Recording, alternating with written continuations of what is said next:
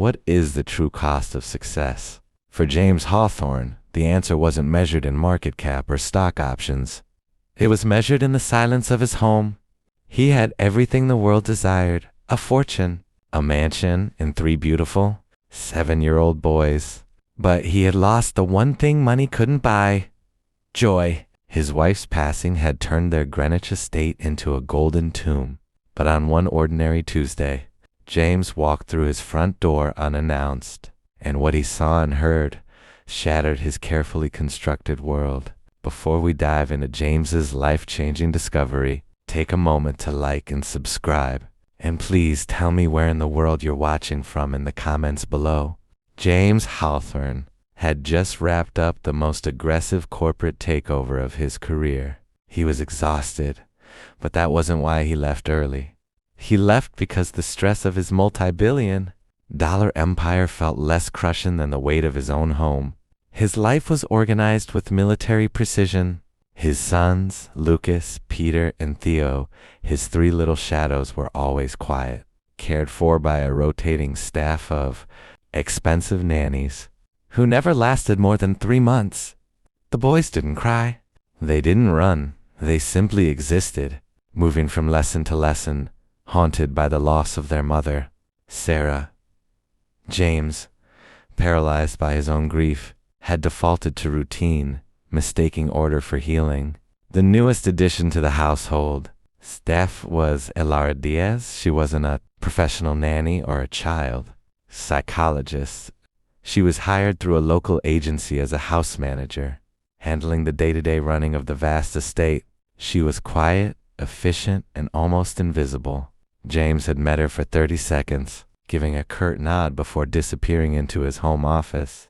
Today, James expected the usual chilling quiet, but as he dropped his briefcase by the mahogany table, he heard a sound that was foreign to this house, a rhythmic, booming noise coming from the usually pristine, echoing grand foyer, and beneath it, singing. James followed the sound, his expensive Italian leather shoes silent on the marble floor. He stopped at the entrance to the foyer, his heart slamming against his ribs. Elara, the house manager, was not managing the house. She was standing in the center of the massive room, holding a mop that wasn't touching the floor. Instead, she was using it as a makeshift microphone stand. The booming sound was the triplets, Lucas, Peter, and Theo, enthusiastically stomping, their feet on the wooden stage she had created out of an overturned rug. They weren't singing a nursery rhyme.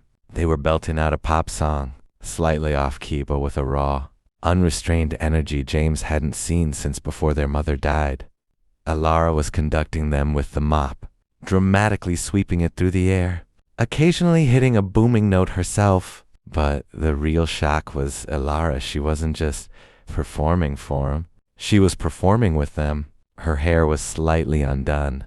Her face was bright red from the effort, and she was laughing, a genuine, musical sound that filled the empty space. When the song ended, the boys collapsed onto the rug, gasping for air, their faces flushed with pure, innocent joy. James stood there, frozen. His boys, who barely made eye contact with him, were smiling, sweaty, and alive. They were resurrected by the one person he had hired to simply clean up the messes. Elara finally turned and saw him. Her smile vanished instantly, replaced by sheer panic. The mop dropped with a clatter. The boys, seeing their father, froze like deer caught in headlights. The air snapped back to the familiar, crippling silence. "Mr. Hawthorne? I'm so sorry," Elara stammered, rushing to retrieve the mop. They were helping me clean the mop head was a microphone. It won't happen again." James didn't respond. He simply looked at his sons, who were now huddled together behind Elara's skirt. "What were you doing?" James finally asked, his voice low and devoid of emotion. Lucas, the most reserved of the triplets, spoke up first, his voice shaky. "We were singing, Papa. The one Elara taught us. The song about being brave." Elara gently guided the boys toward the stairs. "Go and get cleaned up for dinner, gentlemen." They obeyed without question, but not before each one paused to briefly touch Elara's hand. When they were alone, James focused on her. I hired you to manage the house, Alara, not to run a stage production. I pay an enormous amount for specialists to handle their emotional needs. Alara looked him directly in the eye, her panic replaced by a quiet defiance. And are they laughing with those specialists, Mr. Hawthorne? Are they singing? Are they dancing? Your sons are not broken vases that need to be glued back together. They're 7-year-old boys whose hearts are heavy. I just gave them a chance to be light again. Over the next few weeks, James found reasons to come home earlier and earlier. He would watch them from the window, finding them building pillow forts that defied the laws of physics, or covered in flour attempting to bake. He realized Alara was not treating them like fragile survivors. She was treating them like children. One rainy afternoon, James found Alara alone in the laundry room, not crying, but simply staring at a faded photograph tucked into her uniform pocket. "Who is that?" he asked, stepping quietly into the room. Alara flinched and quickly hid the photo. "It's nothing, sir. Just an old friend." James didn't press. Instead, he waited. The next evening, she left the photo on the kitchen counter. It was a picture of a smiling young woman who looked remarkably like Alara, except her eyes held a profound, unspeakable pain. She was standing next to a small, brightly painted gravestone. James picked it up, his hand trembling. The date was recent. When Alara found him holding it later, she didn't try to lie. "That's my sister, Sophia," she whispered, tears welling up. "She didn't die in an accident. She was broken by poverty, stress, and grief. She left her son Matteo in my care and she lost her fight." "Why are you working as a house manager here?" James asked softly. "Because I need the money to give Matteo a chance at a real education," Alara confessed. "And because his laughter is the only thing that doesn't remind me of what I lost. When I saw your boys, all that beautiful potential, smothered by sadness, I couldn't just clean the floors. I had to clean the sorrow." James saw a mirror of his own grief, magnified by a struggle he had never known. He hadn't just hired staff. He had invited a survivor into his home. The next day, James had his lawyer draw up new contracts. He called Alara into his office, which was usually reserved for sealing multi-million-dollar deals. "I've reviewed your performance, Alara," James said, maintaining his corporate veneer. "You've exceeded expectations in restoring order to this household, specifically to the human occupants." He slid a packet across the desk. "This is a new contract. Effective immediately, you are the full-time family manager. You will oversee all aspects of the triplets' lives and education. Your salary is quadrupled, and it includes a fully funded college trust for Matteo." Alara's eyes were wide, but she pushed the documents back. "I can't accept this, Mr. Hawthorne. It's too much. It changes everything." "It changes nothing, Alara. It simply formalizes the truth," James insisted. "My sons need you to stay. And I need you to stay because you are the only person who hasn't let me hide from my own grief. You proved that life isn't about control. It's about connection." He then walked over to the portrait of his late wife, Sarah. "I was afraid that if I allowed joy back into this house, I was erasing her. But you taught me that remembering her means living fully, not just surviving poorly." Alara signed the contract. She stopped being the house manager and became the axis of the Hawthorne family. Her nephew Matteo joined the triplets' tutor sessions, instantly becoming a fourth member of the chaotic, singing, now laughing household. James learned to stop being the financier and started being the father. He started singing off-key with them. He learned to bake. He learned to live. The mansion was no longer silent. It was filled with the beautiful, messy symphony of a family healing together. James Hawthorne finally realized the truth that day he came home unannounced. Sometimes, the greatest shock isn't what you discover, but the grace of the person who shows up to save your life, disguised as the help. Alara's new role brought a fragile peace to the Hawthorne estate, but it didn't insulate them from the outside world. James's business associates and the local Greenwich elite people who thrived on maintaining rigid social boundaries began to notice the changes. The whispers started subtly. At the annual corporate charity gala, a rival CEO, Victor Sterling, approached James with a patronizing smile. "James, your new family manager is quite dedicated, I hear. Saw her playing soccer in the public park with the boys. Very hands-on." James, who had long mastered the art of corporate combat, didn't flinch. "Yes, Victor. My sons haven't smiled this much in 2 years. I'd call that dedication." But the subtle digs escalated. A photo of James, Alara, and the 4 boys, Lucas, Peter, Theo, and Matteo, leaving an ice cream parlor appeared in a society blog. The caption sneered, "The new family unit?" The inference was clear. James was replacing his late wife Sarah with the help. Alara saw the article. She cornered James in his office, holding the tablet with a look of devastation. "This is exactly what I feared. My presence is inviting scandal. Your boys will be mocked. Their world is too fragile for this kind of noise." "Their world is solid, Alara," James countered, slamming his hand on the desk. "It's built on a foundation of genuine love, not society gossip.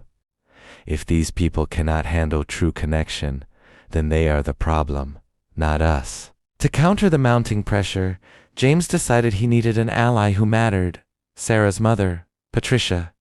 Patricia had always been polite but distant since Sarah's death, quietly observing James's failure to bring joy back to her grandsons. James invited Patricia for an unexpected dinner.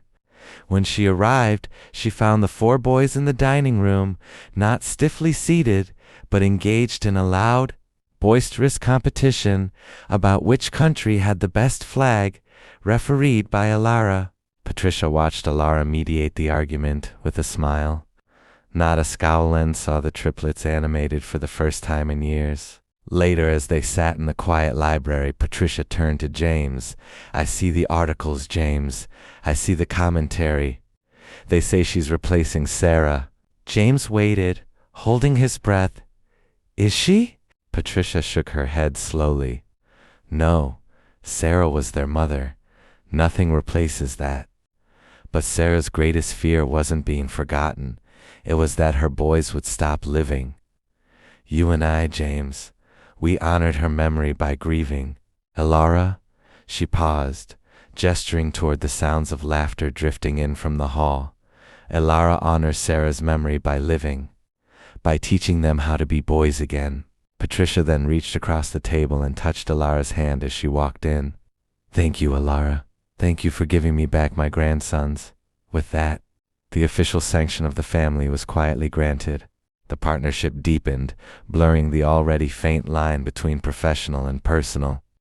Late nights found James and Alara discussing everything: the boys' complex grief, Matteo's rapid progress, and the quiet loneliness of the house. They were 2 wounded souls who understood the weight of responsibility better than anyone. One evening, they were reviewing the Triplets school application forms. The silence stretched between them, comfortable yet charged.